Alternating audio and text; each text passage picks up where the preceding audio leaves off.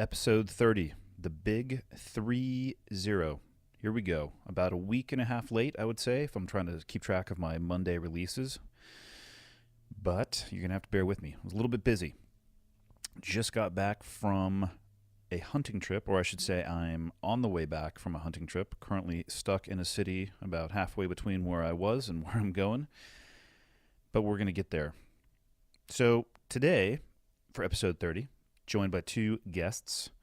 One of them, if you listen to this podcast, you're going to know and recognize as the one and only John Dudley, who, when people reach out to me about archery questions, the response you're going to get 99.9% of the time is you need to go check out at Knock On TV or knockonarchery.com, because that is my reference and resource for information. Unless you're asking me something specific about my bow or the setup that I have, I'll answer that and then point you in that direction. So the one-stop shop for archery information and knowledge would be Mr. Dudley. So Mr. Dudley invited me on the hunting trip. We were in Oklahoma hunting for hogs. My first time hunting hogs with my bow, or in general, I should say. And it was an awesome experience.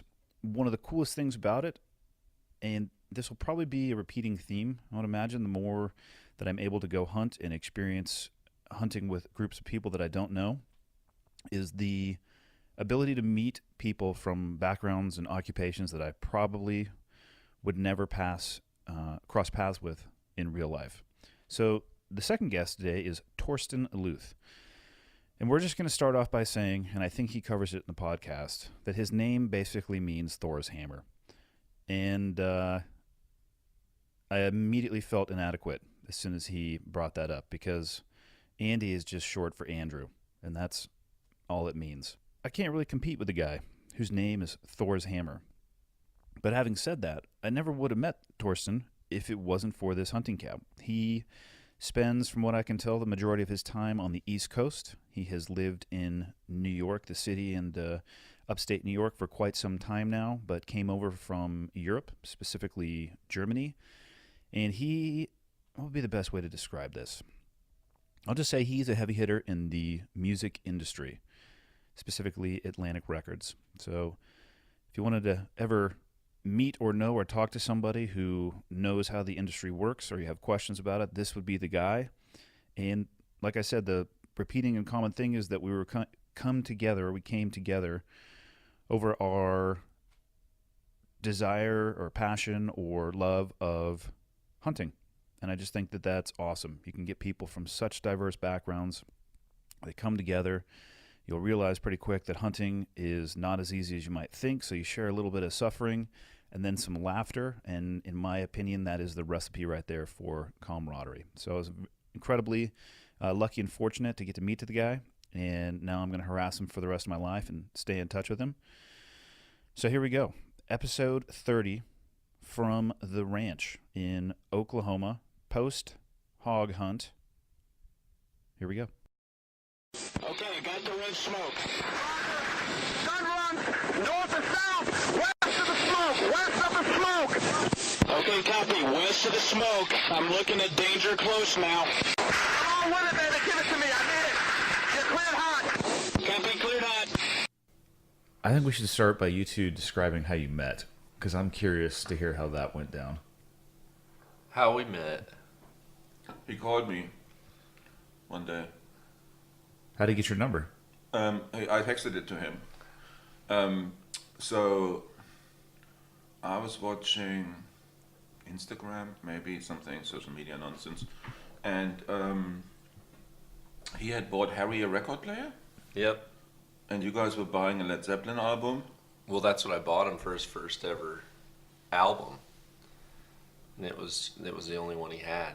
So he had never, I wanted to buy him a record player, and I literally posted a picture of this record player and the Led Zeppelin 2 album. I think that was the only one we could find. But I told him, like, you got to learn to get the lead out, son.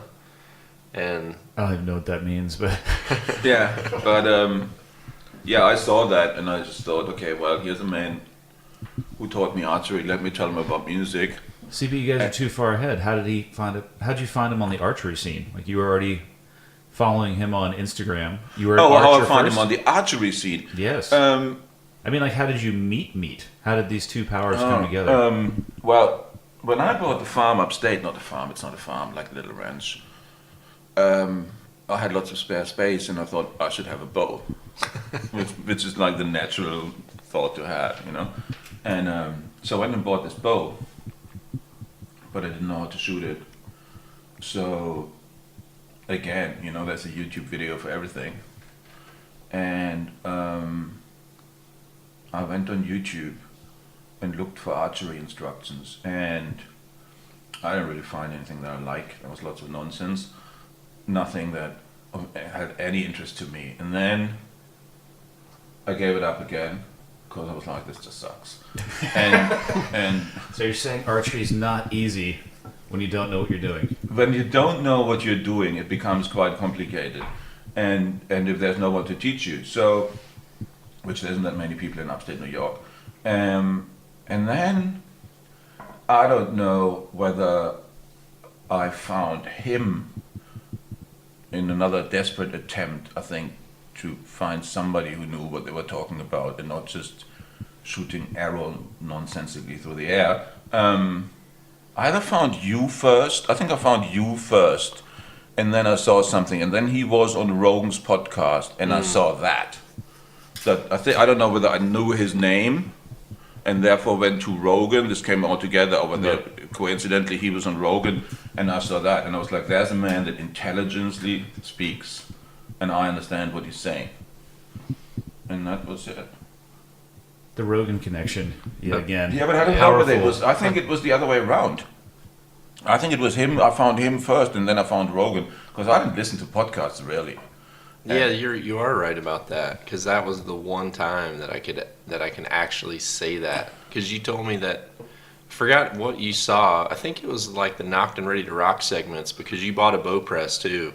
You had never even done archery, and you had like bow press, everything, and then. Were you there last night when he was talking about his ammunition reloading adventure? He has all that too, and he's never used it. He has all kinds of stuff that he's never used. Believe Yeah, me. I bought this whole reloading press setup, like automatic too. Like it's not like I don't have to sit there and measure it all. Oh no, it gets all automatically measured, falls into place, things turn. I never took it out of the box. It literally arrived, and I haven't had time to unpack it yet. And it's 3 years that it's there.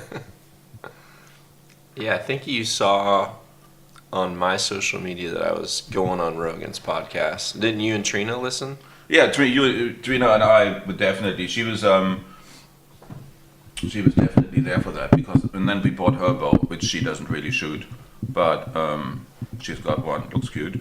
And then we listened to that whole thing where the first time the science of archery, which I all forgot yesterday again, but it was at least explained. We're going there later. It was at least explained to me in a way that I could do something with it. So you reached out over Instagram, now over music. How long ago was this? Because I'm trying to figure out I don't know, Torsten's journey here. 1.5 years. Like you came to my house last year about this time. Yeah, it sounds about right. And, well, I still didn't know him at that point until he sent, you know, we're fortunate. I think you've had some pretty cool gifts sent to you from listeners. We have some really cool stuff sent at times from people that are just appreciative for kind of free education. Like the leopard on meth? Yeah, yep. And Torsten called Sharon or emailed her and said, I would like to send something. What's the address? So, you know, she just gave him the P.O. box. So we go to the post office and they come out with this real heavy box. And I open it up and typical Torsten, it was something very short, just like, I think your son would like these. And it was literally the entire Led Zeppelin collection, like unwrapped, unstickered, and I'm like, what in the? And then obviously there's his business card on there. So I mean, when when someone can just put their initial on their Atlantic Records business card, it's like, okay, I better call this guy and thank him. So I called him and thanked him, and then I just said, you know, is there any way I could watch you shoot and give you some pointers? So he sent me a text of him shooting in the backyard, which I still have. It's an amazing picture. Yeah, it's a great picture. And we could use that actually as the picture for this podcast on social media. We'll have to get the approval from Torsten on that one, but I think that'd be strong to open with that. Yeah, and it didn't take long, and I don't know. We've talked about this before. I'm fairly selective on people I surround myself with, and everybody is almost like this totally unique character in this world, which I know everybody's different, but Torsten is about as clear and transparent as I've ever met, and he's just been someone where I'm like, hey, I have this idea and I want to bounce it off you. Because if I ever want a completely non-biased, no BS, you know, what someone in this world could possibly conjure up by this concept, he's the one to ask, and then he'll tell you in a way that makes you laugh, but also makes you think about whether it was a good idea or a bad idea, and then make you lay in bed at night and cry thinking about your life choices. So this is your we're in Torsten's under the weather, by the way. Slightly, yeah. And this is an early morning podcast over a cup of coffee. I told him. Yeah, he's taking off, but we're in Caddo, right? Caddo, Oklahoma? Or Caddo. Caddo. You're the local. Depends on the enunciation of the local. So we're at Oklahoma for my favorite, bow hunting. Torsten, this is your second time bow hunting, right? Yeah, first time was we had a very famous turkey shoot in Iowa last year, where we were shooting for the belt, and this is the second time. Yep. What are your thoughts? Because I have not been turkey hunting, but I'm assuming it's different than hog hunting. Well, yeah, turkey hunting, you sit in a blind, wait for the turkeys to come, then you shoot the turkey, pick it up and leave. In theory, that's kind of it. And in the meantime, you scratch on wooden things and it makes the turkey think you're talking to them. This is different because basically we've been running through fields, up mountains, downhill, uphill, God knows where for 4 days, schlepping bows around and equipment, trying to find pigs that don't want to be found in grass that is so high that you don't see them. Does that kind of cover it? That covers it. And it's called spot and stalk, but you don't really spot them. And that makes it difficult to stalk them. How was the spot and stalk yesterday? Because we're finishing. I mean, you're heading home. I'm heading home in 2 hours or so. Yeah. Yep. But you got a shot in last night. You got two shots in last night. We got 2 shots in last night. Yeah, that was good. So we've been trying to spot them all day, and literally in the last hour before the sun went down, we saw this huge, I don't know what you call them, pack. Yeah, I would assume. Pack of pigs running towards us. Ideal scenario. So yeah, because when they're running away, how fun is that to try to keep up? when they're running away, it's real difficult. But when they're running towards you, you just got to get the hell out of Dodge and hide and wait for them to come by. So we did it all by the book. I looked where I was going to shoot them. I ranged it. It was 31 yards. So just because I wasn't nervous, I set my sight on 41 yards, which at the time I didn't really realize. And then they came by and I shot at them and didn't hit it. How was your shot process? I was going to say, walk me through the smooth how was your, shot process. How was your Dudley archery school of training It's at good. that moment? It all went really well because obviously the more often you do it, especially on a range, the easier it gets. And I consider myself an okay shooter, but you see these pigs come, and everything you've ever learned, you immediately forget and fall back into what I would call a very rudimentary shot process. So, possible that I just ripped that thing back to my ear, let it fly, and therefore didn't hit it, but I wouldn't admit that. Yeah. Did you have fun though? Yeah, no, it was great. best time ever. Sorry, I'm coughing. No worries. Best time ever. We were hanging out for 4 days, running outside. I try to explain that to people, like the hunting and the actual getting to that moment where you grip it and rip it. I'm gonna call the Torsten technique. Which, don't worry, I can grip it and rip it with the best of them. I completely airballed my first shot of what was it, Tuesday morning, or whatever the second day here. But it's that moment is I think what everybody focuses on. But I think it's almost. I mean, we were in bed last night talking. I was dying, laughing, crying, and like all the conversations around the meals and getting to meet like new people that I would have met, and then go out into the woods and fall down and have people laugh at you and point at you and do stupid things like that. To me, is more fun, I think, than the small amount of time you're actually looking through your peep sight. You have to have all of that. If it was just like you came out and like, okay, cool, the hogs are here, let's go, it'll take 5 minutes. I don't think it would be near the experience. It's a classic. I don't know. It's just a staple of life.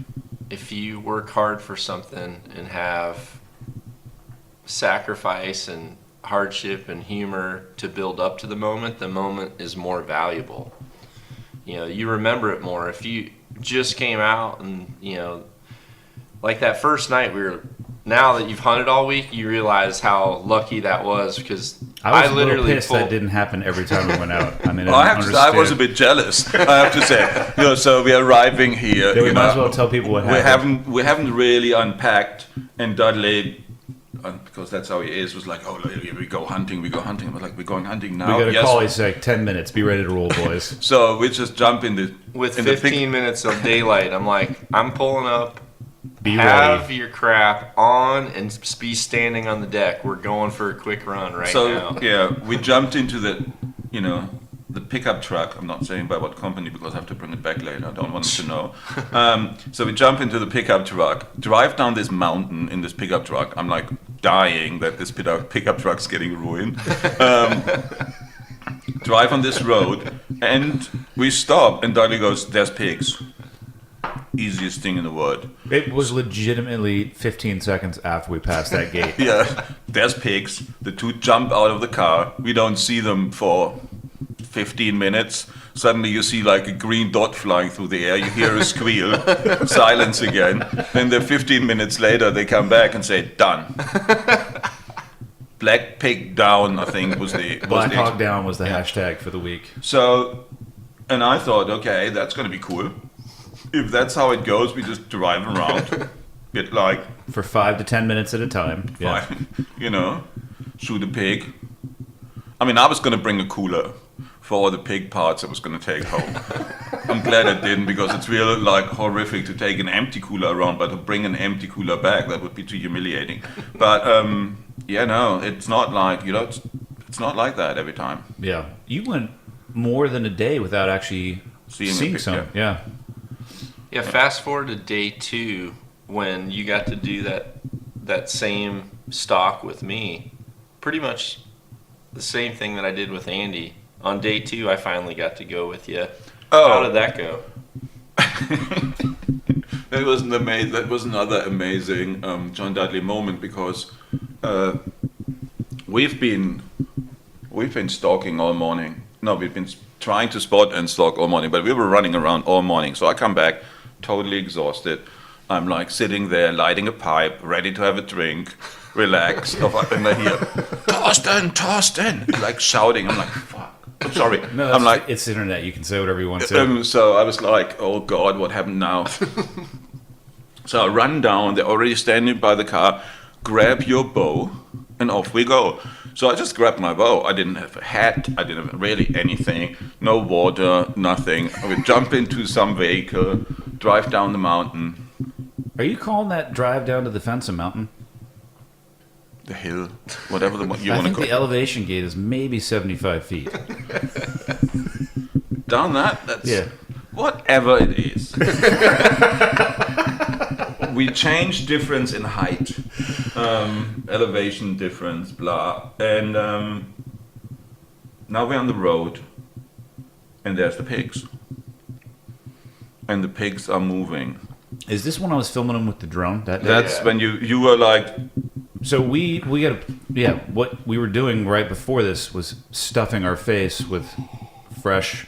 What was that? It wasn't a hot dog, but he had all the sausage out. Oh yeah, that was amazing. He did some kind of a spicy sausage with like smoked beans and grilled vegetables. I'm gonna sit And I down with was Chad starved. today too I and was- talk about that. We're Yeah, gonna I was talk food. starving, and I was I literally one bite I in. was one bite in, and I would be more worried about if we would have taken your vehicles that day, because there was so many like baked beans and hot mustard across whoever's steering wheel that was.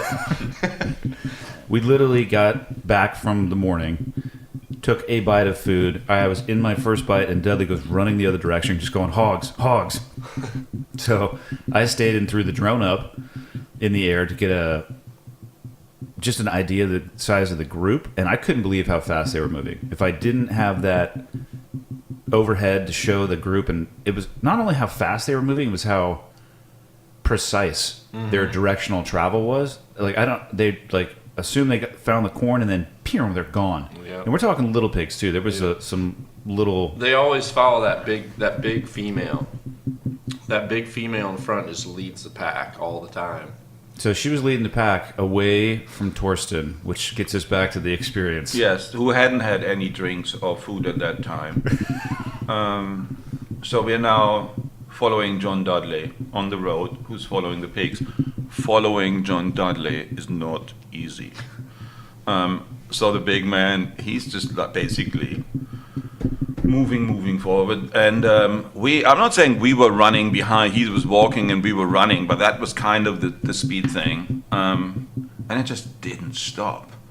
And I was totally exhausted. I hadn't drunk anything, I wasn't wearing a hat. It was like everything was wrong, and we are running behind these pigs for hours. And then at some point, we caught up with them. I caught up with my breath. We caught up with the pigs. And then you and I got Tyler shot first. Tyler had a shot at them. And after that, We would pursue again. we pursued them again and started to real stalk. This was now stalking. We were kind of close-ish to the pigs, Yeah. and we were stalking them. And then there were some cows. So, it was between us, the cows, and the pigs. Those were the 3 units of, and there was a drone in the air. Those were the first things that were moving. Yep. And then we got pretty close to one of the pigs. And then, No, we were close to one of the. I was close to one of the. yeah, and then you called me, which is when I started to move. I think I said cover that shiny head. And First, get up first, here." first, I had to cover my shiny head, yes, because obviously I wasn't wearing a hat. Your sweat glare looked like a mirror out there. You could have flagged SOS by moving your head It up and was down. midday too, so a sun directly over the top. Yeah, no hat, Yeah. and we had just run to these things. So anyway, he's and he's very direct when he says what he wants when you're stalking. So it's like, cover your head. Yep, covered my head, and then move here. And I started to move, and that's when the pig looked up, and I was moving.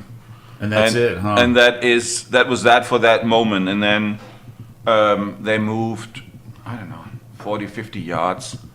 And then we were stalking again, and then basically the cows came in and just shushed them away. Blew them on, yeah. Yeah. It was interesting. I had never been around wild hogs. This was my first time hunting them as well. I was surprised what you could get away with and what you could not get away with. Because from a distance, I don't know, I'm assuming you and Matt had the same experience, but from a distance, we would see them and just move to the side of the road or just make sure we weren't having a profile. And we were moving very fast, I would consider. Yep.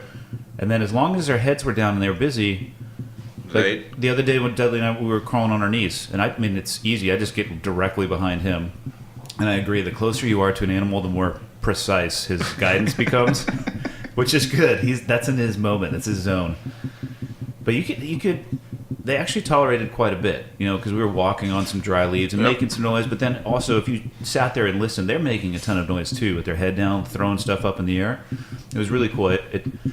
So far, I think I'm yet to repeat I think this is my 4th time hunting with Dudley. It's been for a different animal every time, so I'm slowly like filling in the blanks as to where my hunting. I'm not going to call it hunting career. My hunting, very serious hobby, is going. But It's interesting because you learn every time. I mean, you learn every time anyway. But as I said, on day 1, I moved when I shouldn't have moved, and the pig saw it. So that wouldn't have happened on day 2. And I think when yesterday, we shot at them, and I kind of totally was like in this moment where all my shot routine went out of the window, and I missed something on a distance that I would never miss. I mean, this pig was dead.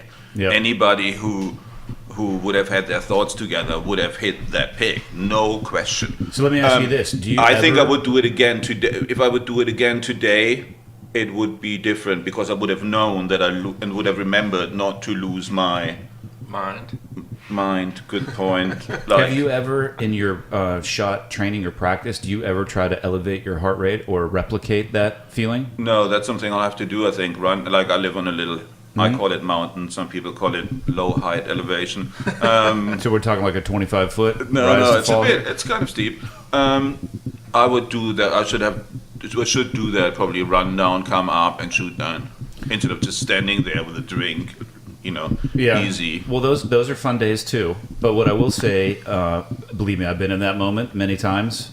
The more you're in that moment, the better off you get at that moment. And I mean, I know I'm sure Dudley reinforces it too. But the low heart rate, from my old career, right? Like people go out to the range, like, I can shoot at 1,000 yards. I'm like, yeah, you're laying down on a mat, perfectly nice day. Nobody's shooting back at you for one.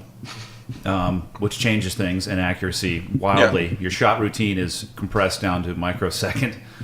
But the more you get to that place where the heartbeat is taking control and it's moving all over and you can't think, and God help you if they ask you to do a math problem, the next time you're there, you're doing better and better and better. So I'll do probably 1 out of every 4 or 5 times I'll go practice. I'll do something because you can introduce that stress however you want. But if you get used to being there in that moment, I bet you'll crush it the next time you're in that position. Yeah. So it was good. Good fun.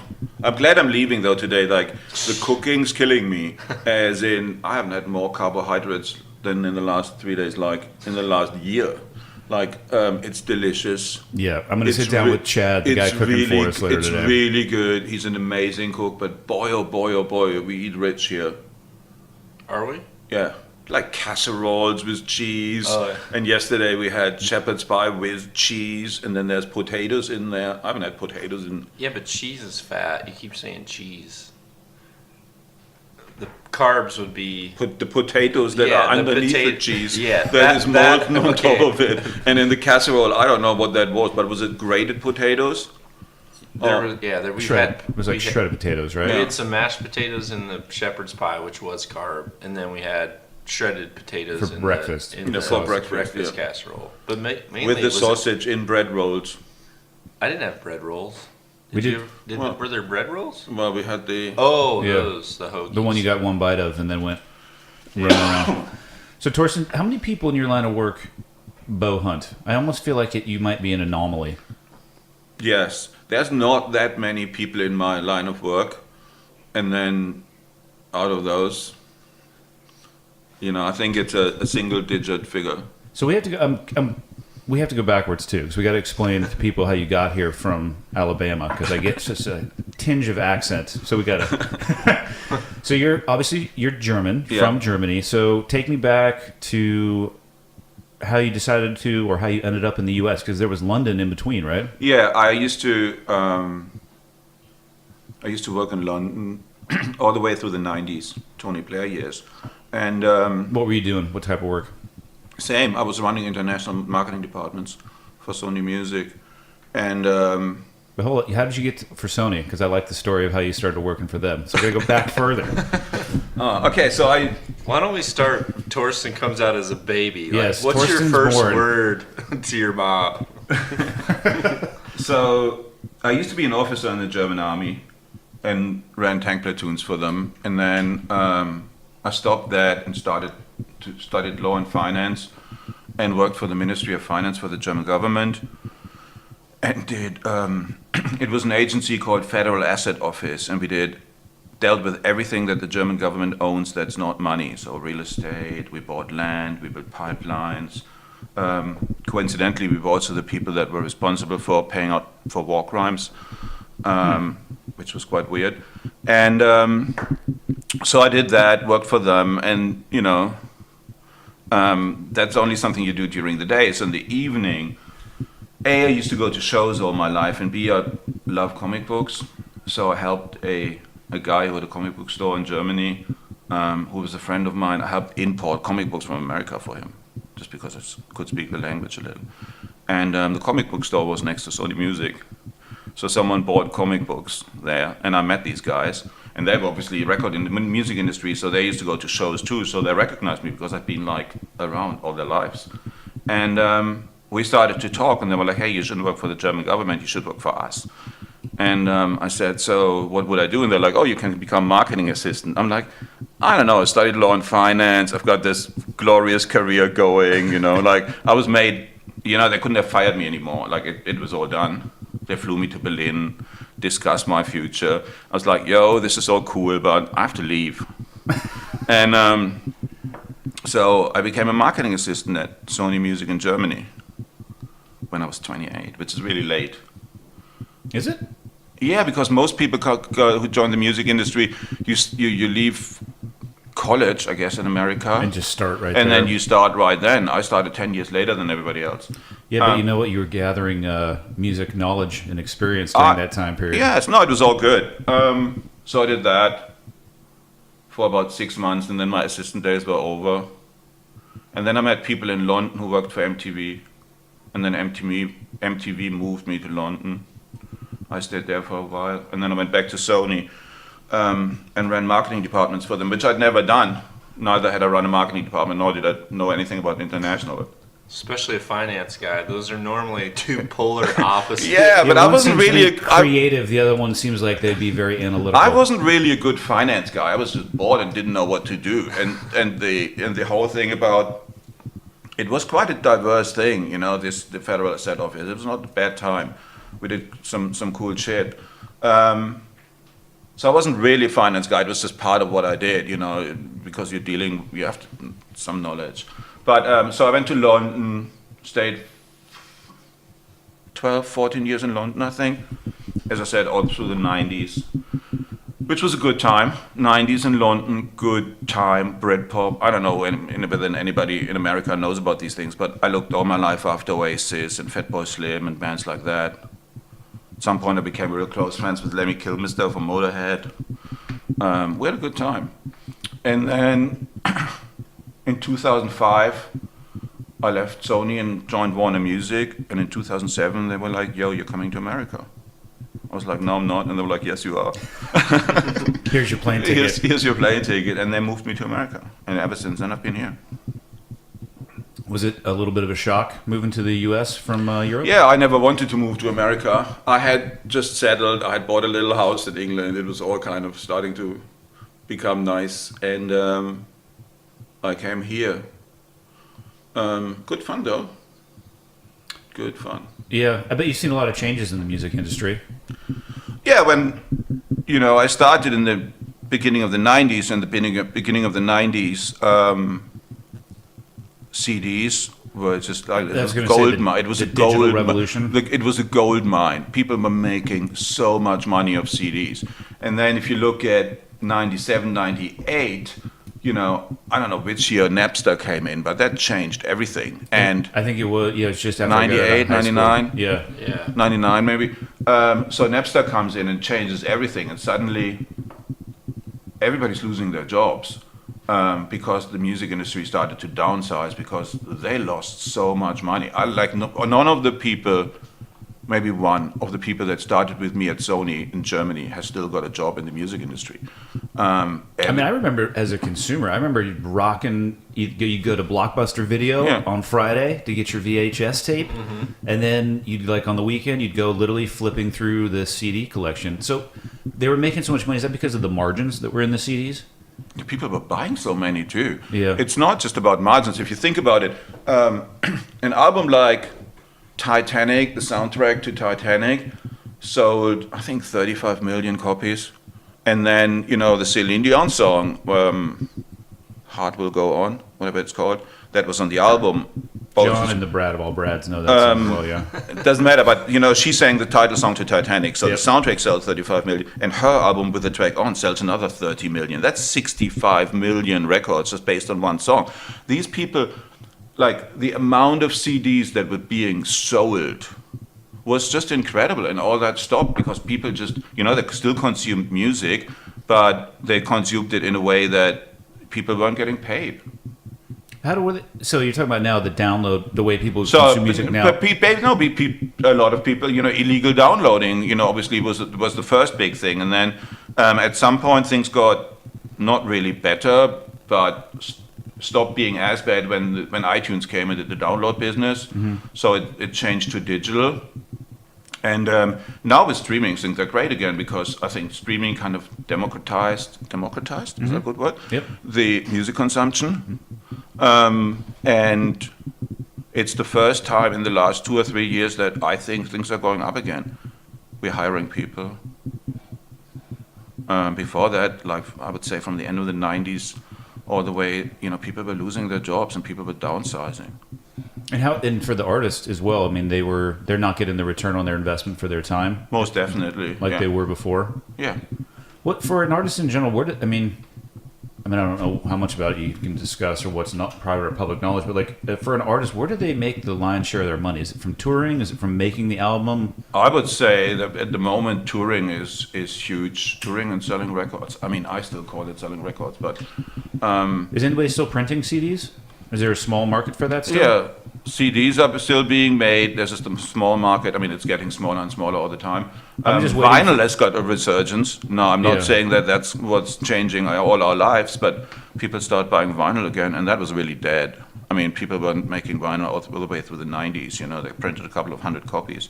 90s vinyl is rare. So that's coming back. That's good. Why do you think that's coming back? Because it sounds good, I think, and it looks good, and people still like a little bit of memorabilia. And I think a lot of people that buy the vinyl and look at it, and then they listen to the music on Spotify or Apple. Yeah, it's not quite the same. No, but like, I think that's how they listen to it, and then Yeah. they just have their vinyl. They've got a little record player somewhere. But Yeah, it's fun to actually do something. I mean, Yeah. that's what's cool when we're just so used to just hitting play on our phone. Well, You don't, immediately like- accessible too, and you just stuff it in your pocket. Yeah, when I'm downstairs and I'm working on like my own bows, or if I'm building a bow for someone, like when I built yours. I was just going to say that the first day that we really hung out together, one of the first things he did was throw on Metallica on the vinyl, and it did not suck. Yeah, it's just It was awesome. it's just good fun. Yeah, it's coming back for a reason. I mean, it gives you something to do. I'm waiting for them to. I'll know that CDs are dead when cars stop coming with seats. CD players, yeah. My truck still has a CD slot. I'm waiting for that to go away because the only thing I would put in there would probably be the little ticket that comes out of the parking thing at the airport, and that's like sometimes I'll put it in there, and I have lost them in there before, and that sucks when you're trying to explain that to the lady or the gal when you're leaving. But yeah, for me, it's streaming too, or I think the way it changed consumption for me is instead of buying an album, which I hated 9 out of the 10 songs on there, I just go and get that one song, which probably hurts the artist because then people are hearing their other songs less, I would imagine. Well, really, I don't know whether it hurts the artist. I think it hurts the art more than it hurts the artist because, in a streaming world, people get paid on consumption. So if you're playing an artist's song 10 times and it's just the same song, he gets paid as much as if you were playing 10 different songs. It's based off of individual. Like, how do they track that? How do they track what I Oh, they play? track streams. Like, Really? they track, I mean, they flew to the moon, they track streams. It's really like there is people who track streams, and then it literally gets... Just mathematical algorithm, if you will, Dudley. Cranking those things out, paying attention to them. yeah. God, it's got to be complicated. Well, you look at like Pandora, Spotify, all these things. I mean, whenever you're putting, you put in Chili Peppers mix or whatever, every single song that's playing throughout that category, it's all being tracked back to the artist. So What if you skip it? Like you listen to it for a couple seconds and then you hit the skip. Do they still get paid for that? Don't know. You don't have to listen to the whole thing. I think a stream counts after. Oh, there's a time attached to it. For I'm sure us, there we is. see data for I think 30 seconds or so. Okay. So we went from Germany to the U.S., where you're crushing it now with your ammunition loader and your bows. You also tell me you were passionate about your box delivery service. You got my mind cranking. I think I need to create a Yeah, I like box monthly delivery box- services. I good. get it. They're cool. Yeah. And so, in the office building you work in New York, you're probably the only bow hunter up there. Probably. How would they respond if you invited them to come out here? Would they think it's all just about that moment of you taking a shot, or do you think the people you work with No, would enjoy the experience? The people that I work with are super smart. They would enjoy the experience too. It's just something that you're not really exposed to. If you're in New York City, I mean, it's just different life. Yeah. But yeah, I mean, who wouldn't enjoy it? Sitting on a beautiful house in the middle of nowhere, nature around you, you know. On a mountain. On a mountain, you see more deer than you can possibly see in your life. You see every animal you want to see. You see red cardinals, there's blue jays. I mean, who wouldn't enjoy that? So what's next for your hunting journey? What would you like to hunt next? Don't know. I'm going fishing next. I think that's the next big thing. That's right. Oh, damn it. I forgot you're into fishing as well. You brought fishing poles, didn't you? I brought fly fishing gear. Yeah. Don't know. I haven't discussed it yet. I was always gonna. I would do this again. We'll find something. I could see Torsten in the weeds with an elk. Elk would be good, but I don't think I'm fit enough for elk hunting. That's the motivation, though.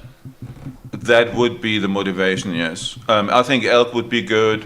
I would like to hunt everything that I like eating. Yeah. I think that's to me the parameter. I wouldn't hunt anything that I wouldn't naturally want to eat, and I wouldn't just eat it because I hunted it. As in, I wouldn't hunt a bear. Let's just put it this way. I'm sure you can eat bear, but that wouldn't be something I'd be interested in. Yeah. It would be more an elk. Yeah, we go boar hunting again. What would you recommend for him, Dad? I don't know. I think the two things that he picked at first are really good segues for people who, you know, Torsten's really passionate about, which I think is important. If he makes a shot, he wants to make sure the shot counts. And so, I mean, he was more relieved that he missed because he knew that Didn't you know, wound yeah, anything. didn't wound anything. So, you know, I don't know. I think turkey hunting is a good segue because you are in a blind and the turkeys are coming to your call, and then they're kind of putting on their show for the hens that are there. So they're kind of there in front of you, and they're, we call it strutting. How far out are they when they're doing that? Wherever you put your decoys, if at all. I mean, it's not like they always come to them. You have to call them and talk to them, right? And they come in and they're literally fanning out and trying to impress the hen decoys that you have in front of you. What's nice about that, and I started there with Sharon, my wife, and then with Torsten, I was able to, because you're in a blind, you're concealed literally inside a blind, you have little shooting windows. I'm able to talk to them about things which I think for any bow hunter, it's important to have a mentor that, might teach you how to practice or teach you, even reading a book or watching YouTube videos. You cannot watch enough YouTube videos to be able to come out here and have a spot and stalk where you couldn't say, I would have done something different. Because every single time there's just these small things that are adding up. And then if the shot presents itself, having the experience and knowledge to bring yourself back to day one of learning your shot process, which is, for Torsten with this turkey, he made a good shot in the blind. I was able to talk to him. Okay, we're going to wait for this angle. make sure you go straight up the leg. This When is you're where you want shepherding through the experience, Yeah. it's a different experience. Yeah, for sure. and he wasn't like in spaz mode because he was honestly, when you're occupying your conscious mind with, these things that you're thinking about in the process, and I'm telling him, okay, you're going to wait for it to turn this way, you're going to go straight up the leg, your sight's set on the right number, I really want you to make sure you anchor properly, turn your knees around so as you're shooting from a seated position, you're not going to get your legs in the way of your string. And I mean, I was literally coaching you through all that, and it was probably a completely different experience. And then now I think like step 2 is I really like hog hunting because you almost get the same type of maneuver experience that you would need for like spot and stalk mule deer or elk or spot and stalk bears, because they're moving, they can hear really well, but their nose is on a level that is off the charts. So if you aren't playing the wind right, or the other thing too is there's normally more than one set of eyeballs, so if you're moving while one of them has their head up and they're looking, they see movement really well, which is what happened with when we went out, I got a shot, I got Tyler in for a shot, he used the wrong pin, shot over the back of it, but because it was a bow, they didn't really know what the sound was. They just know some type of a sound went off, but it's not like, it's not like one of them got hit with an arrow. So we just had to stay after him. We stayed after him for another, half mile or so. And I get in close 30 yards and I'm sitting there and there's this boar just kind of rooting around, digging up, whatever they dig up in the ground. And I told Torsten, I said, come up here by me. And as he's moving, the hog picked its head up, because they do that, they'll root around, do their thing, and then every now and then they just pick up to kind of look and listen to see if there's anything around them. They don't sit still or do anything for long. Yeah, and then while his head was up, Torsten was Moving. Yeah, he was moving, and I saw when the pig had his head up, I was frozen. I mean, I knew that even if I turned my head to the side at 30 yards, the exposure of my brim on my hat would probably be enough to catch his attention. So I just kind of stayed locked, but then I could see him kind of twitch up even higher, and I thought, okay, he's seen something. And then he grunts and runs off, and I turn around, and Torsten's got his head down, and he's still like maneuvering to me. So I had to have a friendly conversation with him about Brisk? a brisk. Brisk. A brisk. Friendly, brisk. Like I was saying, the closer you are to the animals, Dudley's guidance will get very precise. Well, yeah, in short sentences, very precise.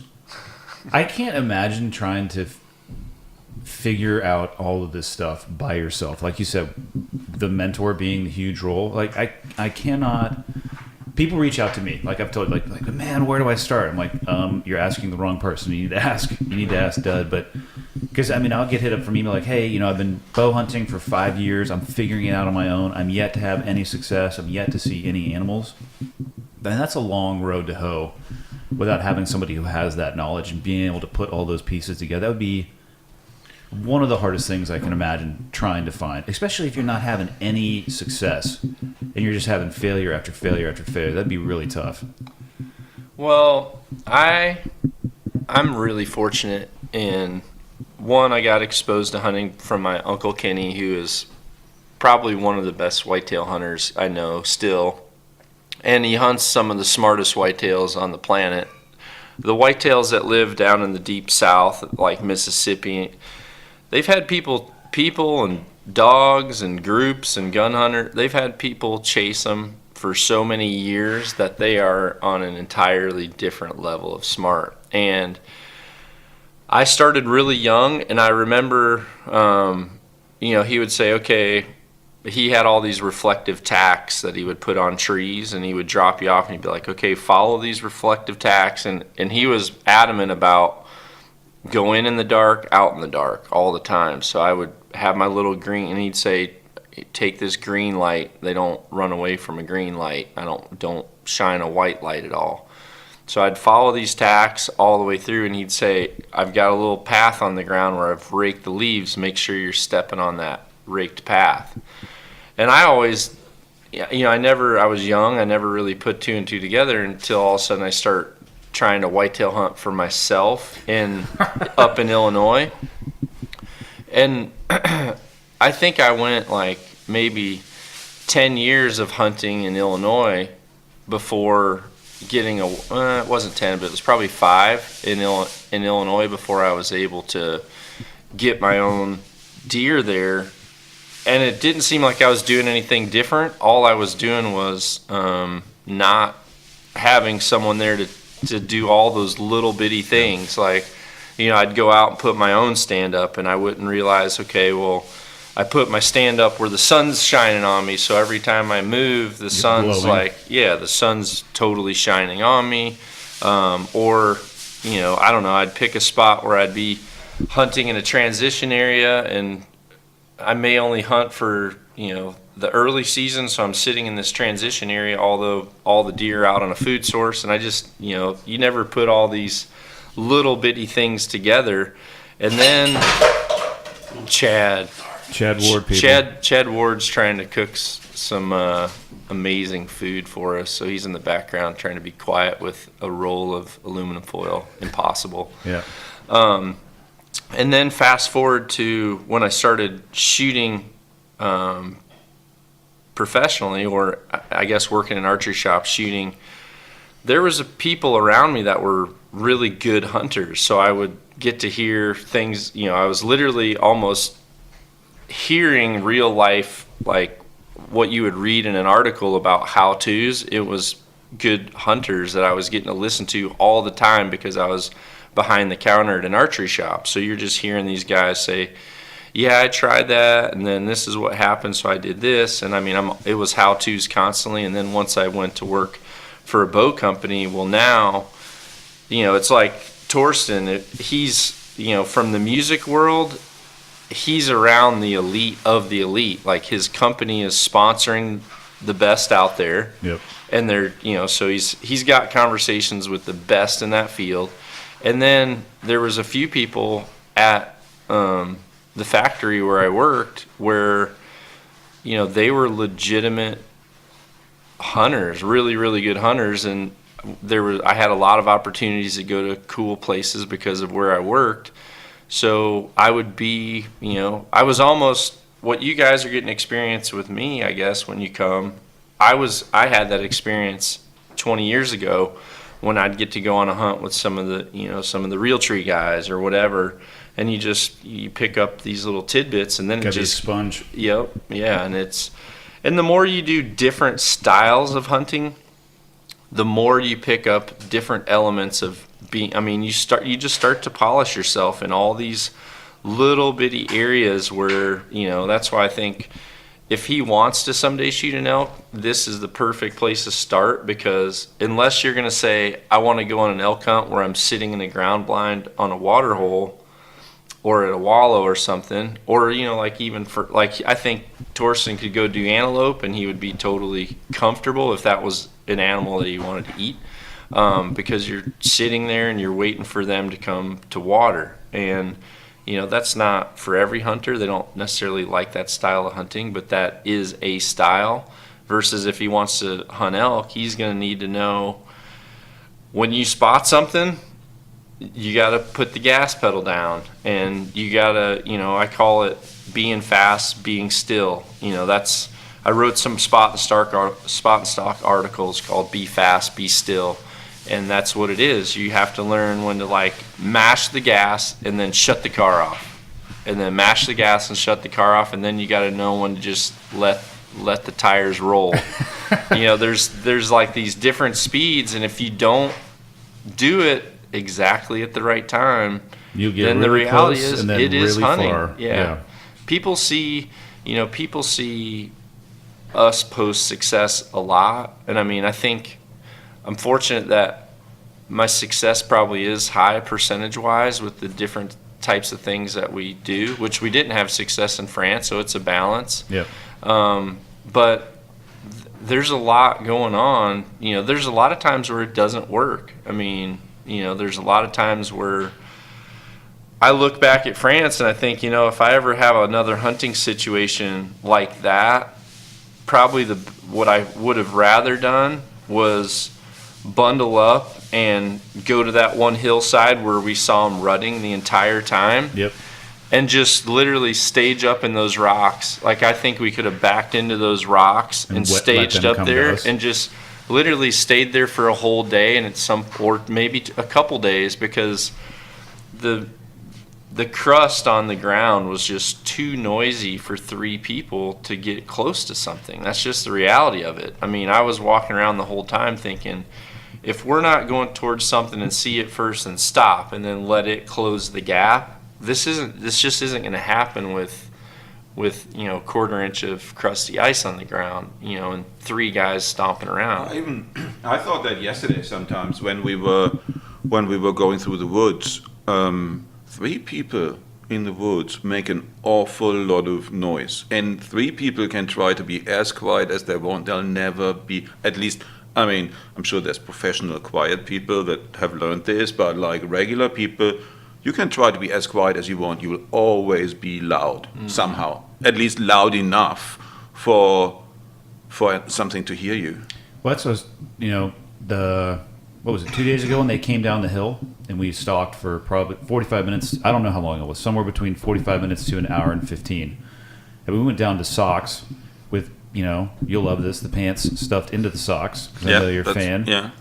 But I mean, we were making noise too, like we were crawling on our knees. And from my perspective, is when they're making noise, you can make a little bit of noise. Yeah. But it's amazing to me still how it goes from 0 miles an hour to you better pull back right now. And you got your distance right. Like there's a lot of stuff that needs to happen. Like boom, boom, boom, boom, boom, and you got to get a good shot off. But if one of those steps in that boom, boom, boom, boom, like you're so screwed. Like if you don't know how far away it is, especially with the sights we're shooting, the single pin, like you need to be. Yeah, I wouldn't shoot that anymore.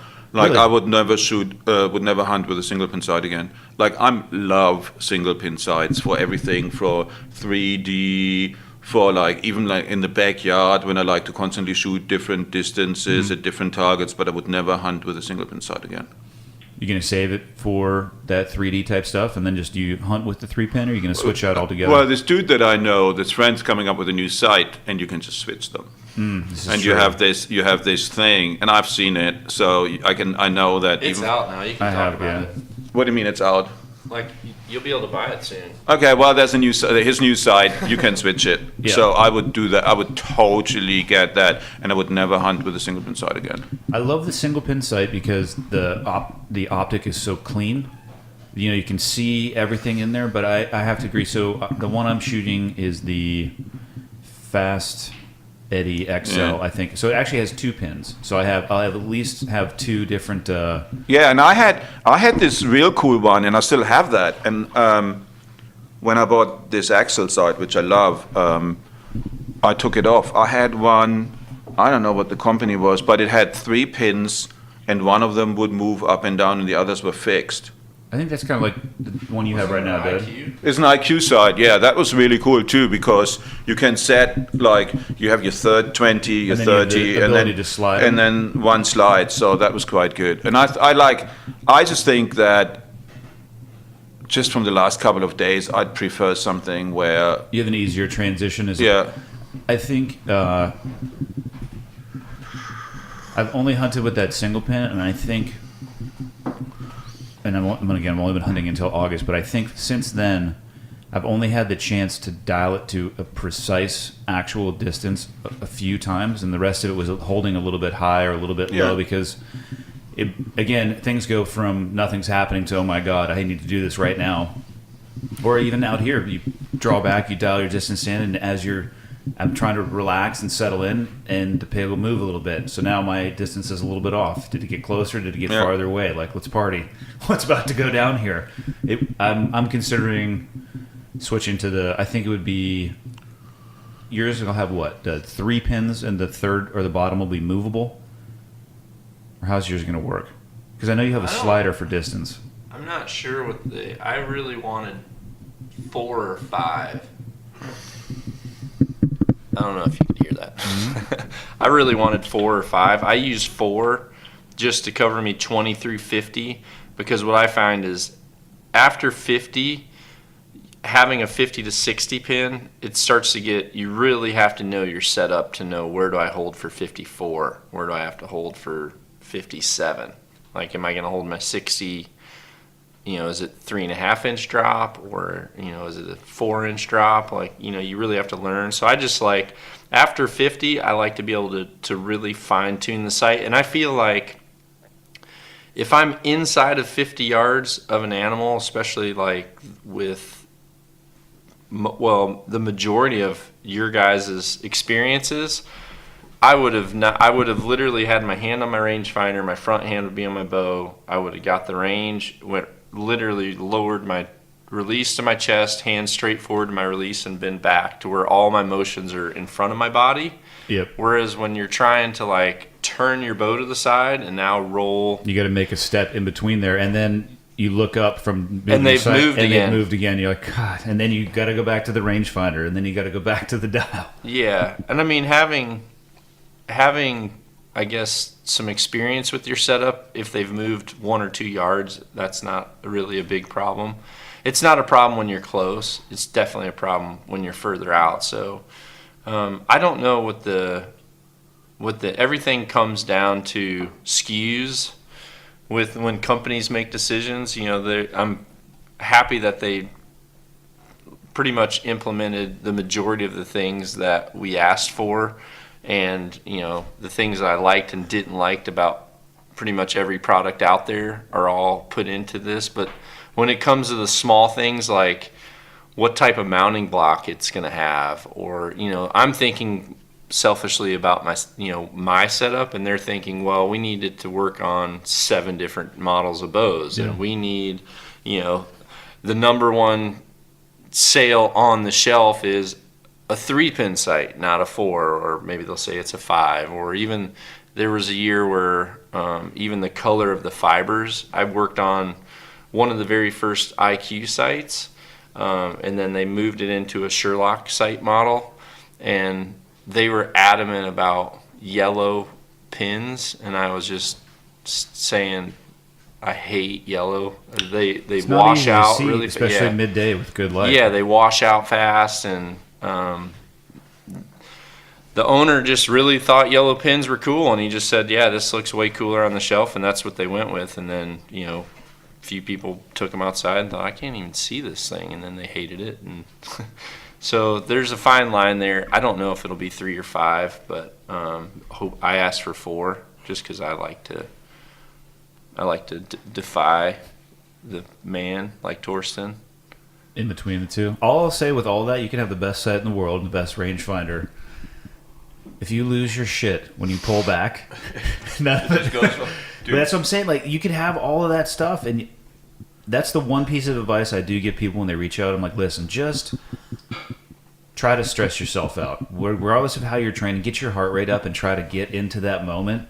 Because I have messed up in that moment so many times in my life, even in my old career.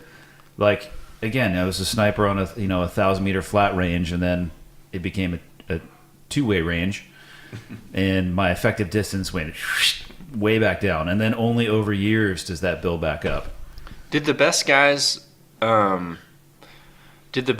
really just have their kind of their one gun that they really knew well, and they were just much better with that than trying to constantly change equipment? Not a lot of guys. I mean, your gun's kind of like your baby, right? It's just like your bow. So you get issued, and you could modify and put the sights on you wanted to, or the laser. You can figure it how you want to. So it's very individual. And then on the long gun side of the house, you get issued a suite of long guns. And when I was in, I think they probably switched to like some 338 Lapua stuff, but 300 Win Mag was like the standard. Yep. And the 50 cal, which it weighs just under a ton, and then the bullets are like this big. It's this massive Yeti tumbler, and they weigh like 17 pounds per round. Yeah, it's ridiculous. So guys, I've seen one. oh, it's insane. Well, I mean, you have to manage your weight, and so guys are like, well, I'm going to bring 10 rounds. Can you carry 5 for me too? I'm like, well, not unless I get to shoot them. So get out of here. I don't carry bullets for other people. That's the deal. But if it goes boom and I'm carrying it, I get to make it go boom. But then in that suite of weapons, most people probably would favor or use one more than the other. And for me, like the 300 Win Mag, and you just get so comfortable. And anything like 0 to 500, that thing's a laser beam. And then you start learning the ballistics and the biggest stuff. So you're really good with the weapon, and then you got to learn the wind. That's the best performers, I would say, because calling wind is an art form. It's not a science. Yep. And spotting long range marksmanship is even more of an art form. Actually watching the trace of the bullet. They do an okay job in some movies, but it's pretty crazy to sit behind somebody and watch them take a shot and just see it travel through the atmosphere and drop and rise and go left and right, because you're looking at the mirage and you can just see this thing going. It's hard. And guys, the best long range shots that I know, I mean, guess what they're doing all the time? Yeah. They're behind the scope of a high-powered rifle, and they're all stress tests. We used to do that stuff all the time. Like, we would do all of these drills, and they'd be great. And they're like, okay, cool. Go throw your armor on. Now you're going to go do push-ups, sprint up to this, do something else. Oh, and now you're going to do the exact same drills again. And we want to see the same times. And you just train to that standard. And eventually, you get to the point where, like, you're okay. It gets that has helped me, I think, out in these environments. Because I'm starting to be able to recognize, like, okay, we're about to get to that moment. And so I just, in my head, I start telling myself, I'm like, all right. Because my heart rate, just like, it's exciting, you know, and I recognize what that excitement does to me, because I've missed so many shots with a rifle because of feeling that way. So I'll start telling myself, like, all right, breathe. Like, I start focusing on my breathing, just and recognizing that it's trying to speed up. So I try to slow down and just chill the hell out in that moment, which is really, really hard to do if you've never been in that moment. You're a little bit hard to read because you've dealt with those situations before. There's other people, like after Tyler shot, like I looked at him and I kind of just said, reload another arrow, because I didn't know if the hogs were going to totally scatter or whether or not he would still be able to pick up a straggler. And when I see him reloading his arrow, I was like, okay, he's like jacked. There is no way, if he had to play the game of operation right now, it'd be like, okay. Yeah. And I've seen Torsten like that, where, you know, I had to just like calm you down for long enough to bring you back. But I mean, I haven't really seen that in you. But are you still? What would you say your excitement or heart rate is? Like, say the first thing you ever shot with me was a bear that we shot off the ground. I mean, were you jacked? I was more, honestly, just listening to what you were saying. We're sitting there and we're walking along, and it's like you hear this, and I mean, Dudley, being 8 feet tall, sees it before anybody else, and he just stops. And when he stops moving, I stop moving. There was these like bears having a playful wrestling match in the field, and they bolted off because they smell this. And I took a shot at that one as it was running, because I guess why don't you take a shot at a running animal? Idiot. But 30 seconds later, I assumed in that moment, I was like, damn. But that was really cool, because that was the closest interaction I had. And Dudley just turns his head back and he goes, knock another arrow. And when he says that, it's like, oh yeah, roger that, knock an arrow. And then he's like, all right, get ready. Pull back. I'm sitting there. I'm like, I don't see anything. In my head, I'm like, what am I doing? And then here comes the bear. Doom, doom, doom. So in that moment, I was more just like, oh wow. I was excited more afterwards. Mm-hmm. The recovery was very interesting. Yeah, that was pretty intense. But no, I mean, I was listening to what you said, and you're like, okay, hey, this is what we need to do. And I come from a lifetime of when people tell me what to do, I just try to do it. So in that moment, I wasn't that pumped up. It was probably I was more excited on the next day because we were watching them come. When it has that time to build, I think that anticipation is what gets you. Like, when we were stalking the pigs the other day, we were talking about it afterwards. It'd be so easy to waste all your effort because you get excited. And you're like, oh, if I can just make it to that bush. Mm-hmm. And you do something stupid one time and you blow it. That because in that moment you're like, yes, and your heart's just, you're like, yeah, we're gonna have bacon for dinner.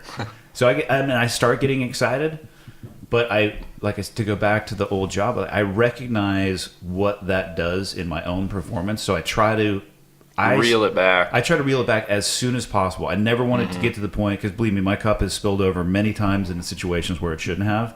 Then it's not awesome.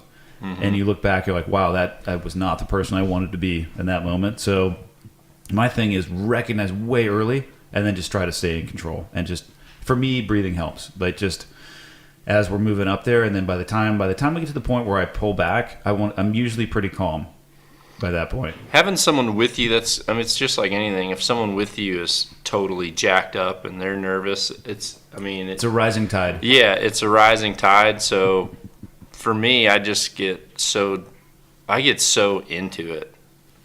And I talked about this. My wife. I don't think that actually covers it. No. I don't. If you say you're getting into it, I'm not sure that's enough. I don't know. I think you become it. Is more the thing. Like, I've never seen. I don't know anybody who changes. Oh, you can and see becomes, the switch on in him. Like, for sure, there's a switch that hits, and you become. You see an animal, and you say go, and you're a different that's where the person. switch is. Like, we'll be riding around. Yeah. When you see game, that's it. It's on. Yes. Your movement changes. It becomes. You make the jump, I would say, first to third in that transitional speed. Yeah. Not the speed that you're walking, which I will agree is very hard to keep up with a guy who's got long legs. But it's easier for me because I don't wear galoshes and onesies, but that's another story from a different day. That guy kept up, though. He was dying. He almost died, actually, but he kept up. But yeah, I can see it too, like you're describing. It's instantaneous, and then it's game mode. Yes, it's quite fascinating to see. Well, I've had to learn to rope it back a little bit, because Sharon tells me sometimes I get so intense that it makes it not fun for someone that's just kind of wanting to be there. So Torsten came back and he had his version of our stock and how I was treating him, and then my version was, as I was going, Sharon was in my head saying, just make sure you make it fun for these guys. Don't get too serious or too intense. So I'm trying to do that. Meanwhile, when I look back and someone's not like on my hip, or if I'm literally stepping in cow pies because that actually squishes quieter than the dried grass next to it, and then I see Torsten just veering outside of the group like this stray piglet that's just like not following. I'm like, Torsten, cow shit now. It's a unique experience. I liked your description of it, though. You literally said I was the only one Yes. that could tell. That was the best. In the professional world, perhaps you wouldn't be getting direction. My opinion is there's not a single person in the world that is allowed to talk to me like John Dudley when we're hunting. Yes. I gotta shoot. I know you do. Before though, like one more question. Now that you're on your second hunting trip, other than your sight, is there anything else you're going to change up about how you either train for archery or the gear that you brought? Well, I think I brought too much gear. Mm-hmm. Although I do believe you can never bring too much gear, you just shouldn't carry it around. But you should have. Speaking from experience, it's better to have too much than not That's enough. what I'm saying. I think I changed my sight. I would train different just to get like heart rate down. Yep. And I used to do biathlon in the army, but that's 30 years ago. So yeah. Same theory, though, right? Same theory. Yeah. Yes, we were like running and shooting, and so you had to calm down. But I didn't think about like starting to run before I came here. And otherwise, no. I think if I would do it more often, with everything, if you do it more often, you become more experienced. Yep. And you had fun, though, at least. I loved it. Yeah, and I wish I could tell more people about that, too. It doesn't have to be pictures of dead animals. If we hadn't shot a single animal out here, I still would come back every single year, and just for the My experience wife is probably happier that I missed. It's because she hasn't tasted the Yeah, she doesn't like the thought of dead animal. pulled pork, yeah. Well, cool. Yeah, I'll let you catch your flight, man. I appreciate you taking the time. Thanks, everybody. Bye. Thanks, everybody, for tuning in again. Thank you for spreading the podcast world throughout the world and internet. greatly appreciated. All the feedback and listener support, buying the t-shirts and hats and sweatshirt. It's amazing. And again, my goal with that, if I end up making some money off of that stuff, is to put it right back into the podcast and keep doing what I do. Keep linking up with people that I think are interesting and hopefully talking more about them than myself and learning for myself along the way. So thank you again for the reviews on iTunes. Thank you for listening. And that's just about it. Very grateful for everybody out there who's taken the time to tune in. So we will see you Monday, because I already have episode 31 recorded. I'm so just prepared and professional this week, even though, like I said, I'm a week and a half behind. But it's going to be good.